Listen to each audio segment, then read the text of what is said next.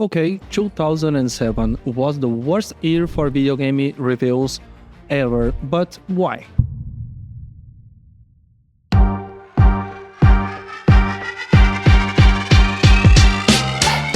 It's weird, because when you stop and thinking about it, you realize the games that launched that year. Just to remind you, we had BioShock, Halo 3, Mass Effect, Portal 1, Uncharted. So if we had one of the best years in gaming, why, according to Metacritic, was the worst year for video games review ever? As you can see in this graph, until 2007 both users and critics had similar opinions.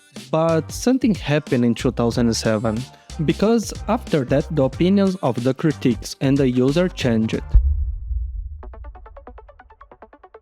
This leads me to think that maybe review bombing was the cause of the year. Maybe you guys don't know what review bombing is. Review bombing is when a large group of users leave bad reviews for a specific game. For example, the game with the most review bombing in history is The Last of Us Part 2 in 2020. Or when Far Cry 6 launched and was review bombed by Italian because the games hadn't been dubbed in their language. But the truth is that review bombing was only born in 2011 with the game Call of Duty Modern Warfare 3. Even though user reviewers are low today mostly because review bombing, it wasn't what actually caused the worst year for video games reviews. On the other hand, we have critics with a much higher average today, and we could think that AAA games maybe bought the media, but the amount of AAA games coming out today compared to indies is extremely low, and I don't think they have enough power to change the average. But what we can say is the cause of the rise is: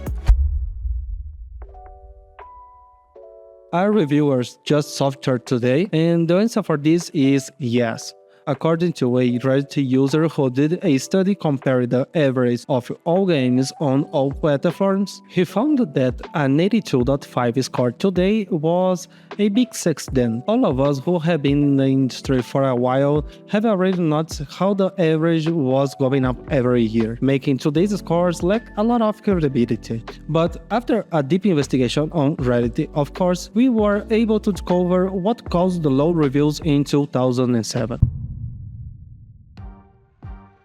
And the culprit is surprisingly Nintendo. In late 2002, we had the launch of the beloved Nintendo Wii with his motion control. Along with several games we will still remember today, we also had a massive wave of shovelware for the Nintendo Wii. If you don't know what shovelware is, it's software where publisher prefers pure quantity over quality, basically shoveling garbage into the market. By 2007, every lazy developer realized they could make a garbage game in 2 days, slap some terrible motion controls on it, and sell thousands to grinders and casual players. If we look at this graph that also found on Reddit, of course, we can see how Nintendo reviews averages fell into the abyss that year.